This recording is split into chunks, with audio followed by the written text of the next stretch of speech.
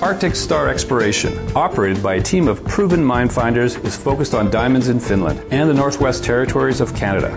A work program is planned for our Finland property that contains diamond-bearing kimberlite. Arctic Star trades on the TSX Venture Exchange, symbol ADD, and the Frankfurt Exchange, symbol 82A1. Please visit our website at arcticstar.ca or call us at 604-689-1799. Welcome to the Goddard Report. Comments made on the Goddard Report and TalkDigitalNetwork.com are an expression of opinion only. Here is Jim Goddard. My guest is investigative reporter Spencer Fernando. You can find his articles at SpencerFernando.com. Welcome back to the show, Spencer. Good to be here. Our Prime Minister Justin Trudeau, 8-day trip to India. I'm sure he's getting massive amounts of government business done there. Yeah, half a day in an 8-day trip. Well, what exactly has he done so far? Who greeted him? He was greeted by, I think, a Minister of State for Agriculture, which is being widely reported as a snub. It's interesting, most of the international media and even the media in India is talking about how Trudeau has been snubbed, and yet most of the Canadian media seems to not want to report that, so it kind of seems like they're doing his bidding. Now, what are Canadian-Indian relations like right now? They're not really that good. There's a perception among many in India that the Trudeau government is very weak on the Khalistan issue, the idea of people want to create an independent state, kind of tear India apart. Same criticism, similar to criticism Jagmeet Singh actually got for not confronting that more strongly. And the Trudeau government is seen as weak on that issue and not really having taken a strong position. And that's definitely fed into negative perceptions of Trudeau. So far, I've seen lots of family photos at the Taj Mahal and so on. Does he plan to do any work during this 8-day trip? I think there's half a day of work, official work scheduled. And apparently I was reading an article in one of the papers in India, and they said that was at the request of the Trudeau government. So they wanted the trip scheduled so that he would do mostly vacation stuff, and then right at the end would have a little bit of work. So he's getting what he wanted. He's getting a taxpayer-funded vacation. Has he responded to any criticism about that taxpayers are footing the bill for a family vacation? I don't know if he's been asked that specifically. I know he's obviously going to try to make it look like he's doing work, but if you just look at his Twitter feed, I mean, it's a lot of family vacation stuff and then a few meetings in between. So, yeah.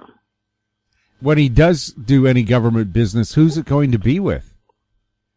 Well, I think I expect he'll meet with the Prime Minister of India at some point in the trip. I mean, it would be pretty shocking if he didn't. And then I think what they'll probably do is, I'm guessing there were things that had, deals they would have worked on with between the two governments or between some businesses there that would have been done in the past few months, and then they'll announce things while he's there to make it look like his presence actually is causing it. But that's an old trick governments do. You know, they spend months working on an agreement. They delay announcing anything until the leader's actually in the country, and then they say, oh, we had a meeting and we came to this agreement. So they'll probably do that to give the appearance of something actually being done. If Trudeau is going to go to Asia right now, why isn't he at the Olympic Games supporting Team Canada? Yeah, I'm not sure about that.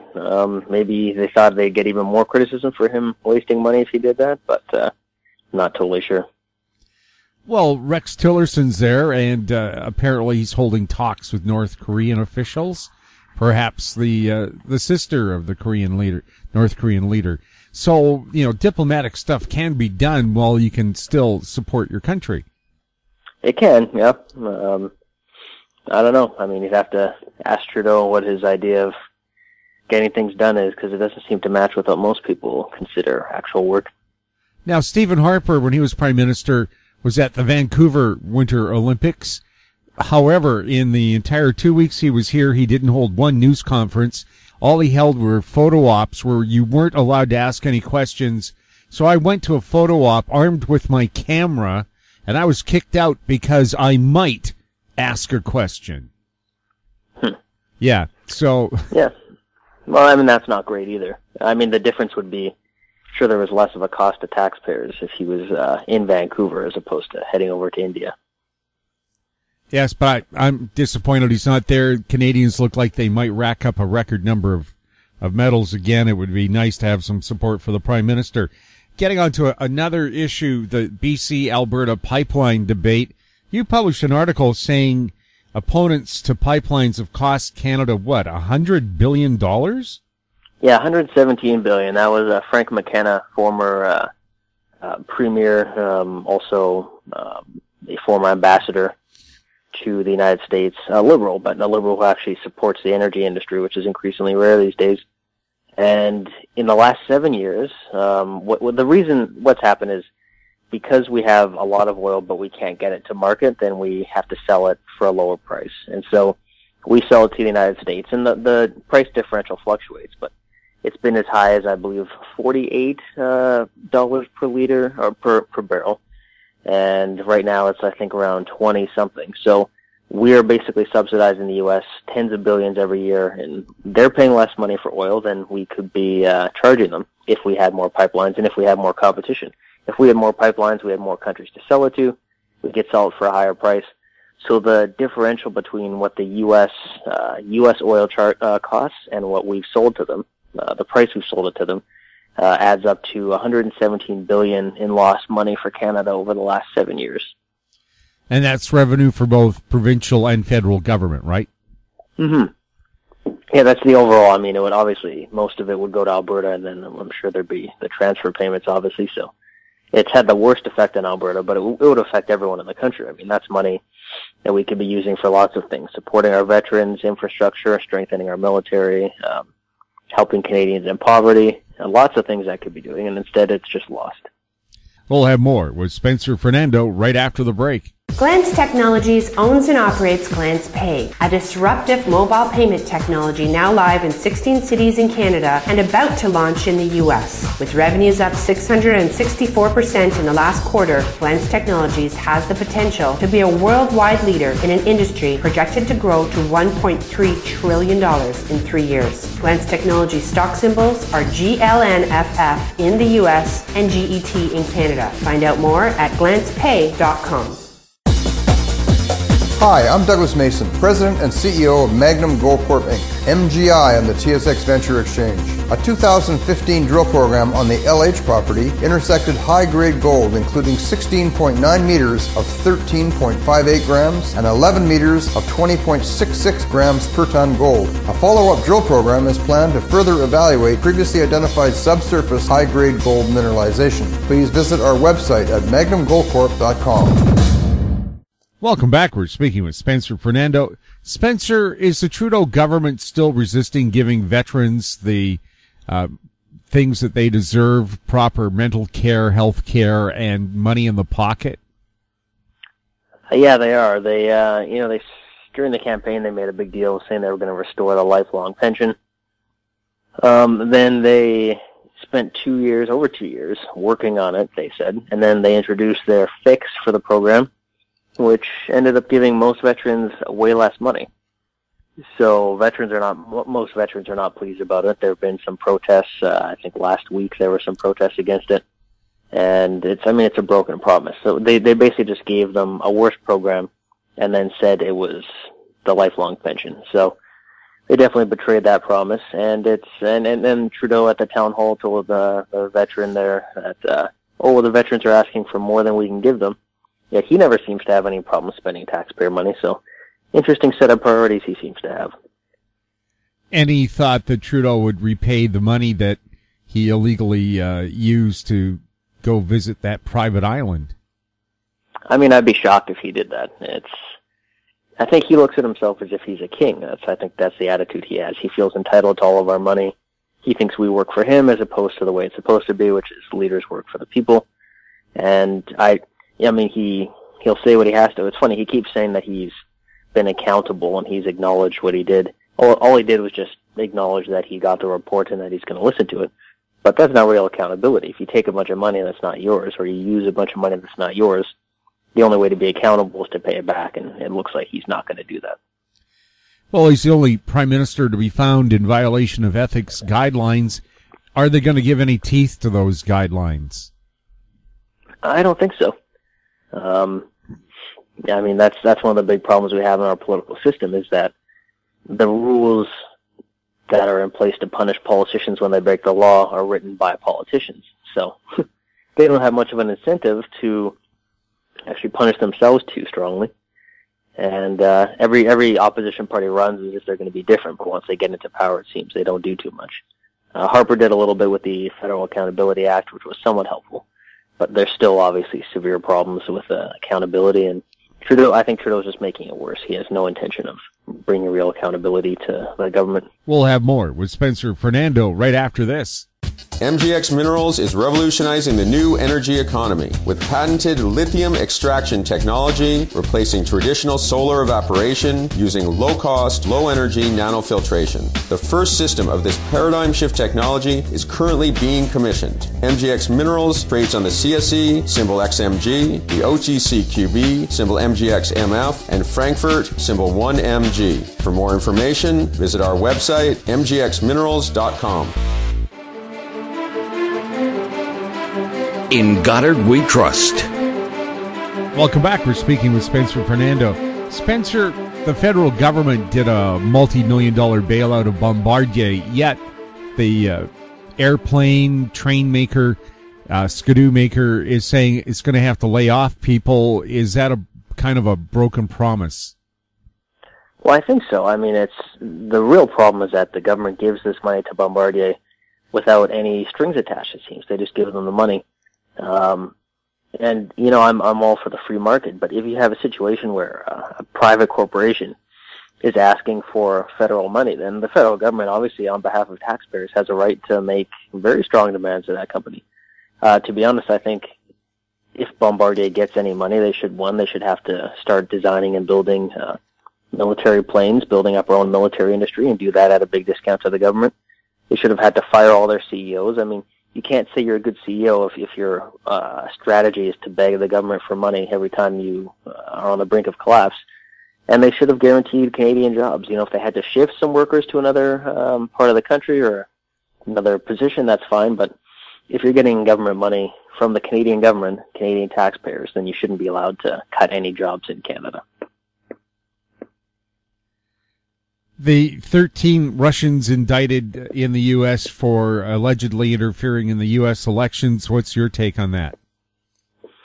Well, it's interesting. I mean, it seems like there's a lot of discussion about that in the news in the States there, but so far, no evidence of any actual collusion between the Trump campaign and Russia, which is what was supposed to be the point of the investigation. I mean, who knows? It's not over. We'll see what happens, but seems to be a lot of peripheral people getting in trouble, but nothing really too connected to the U.S. government at this point, so we'll see if that changes.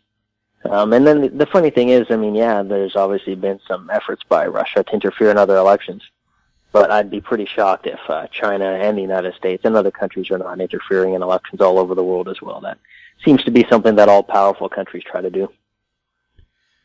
Well, if they're interfering in the U.S. elections, where else are they interfering? Russia or other countries? Russia. Well, I think there have been similar, I know France had complained, Germany had complained, some similar concerns with, the so-called troll farms and social media manipulation. I mean, it's not a good thing. I mean, government should do what they can to make people aware of it. I think that's the most important thing, for people to be aware of where the information they get is coming from. But what concerns me is that people are going to use this. You know, the elites are going to use this as an opportunity to crack down on social media, to try to, restrict what people can read, restrict what people can say, because they're always looking for any excuse to kind of get rid of freedom of speech, and this might serve as a useful tool for them to do that. Well, isn't that what's behind Soros's push to have governments regulate Facebook and Google? Yeah, I find that quite disturbing. I just read recently, too, that he's planning to put some more money behind an initiative to push for a crackdown on social media, the big social media companies. You know, what's funny, those people, he talks about how he's so worried about these big platforms, but his solution is to have a massive government entity regulated. I mean, history shows that there's much more to fear from governments that become too powerful than there is from a company that becomes too powerful. And, I think people are kind of forgetting history if they think that giving a whole bunch more power to government to control what people can say, that's not going to end well. Well, doesn't he want sort of a ministry of truth to churn through what's on Facebook, Twitter, and so on, and so that they have only, quote, only the real news? Yeah, I mean, and of course, who would decide what the real news is, right? The government would, and I'm sure they're going to not let news that makes them look bad get through. It's one thing I find very disturbing about our society today is even when you talk about Twitter, and people say, oh, we need to make sure that everyone on Twitter is being nice and people aren't, attacking each other and everything. I mean, we're supposed to be, free citizens. I mean, social media is supposed to be kind of the Wild West, and that's the whole benefit of it. Everyone can basically say what they want. People get their opinions out there. Some people get offended or hurt, I mean, you just turn it off, right? And so we're in the situation where someone gets upset by something, and the first demand is that the government regulate it and shut it down for everybody. And I think we just need to start telling people, like, it's a free platform. People can say what they want. You have to be resilient and just deal with it. But it doesn't seem like the direction we're going. They just seem to crack down more and more. Did the kids in Florida have a real point where they're tired after that high school shooting there that killed 17? Your prayers and condolences are not enough. We want to see real action. Do you think the kids can actually get the politicians to do something?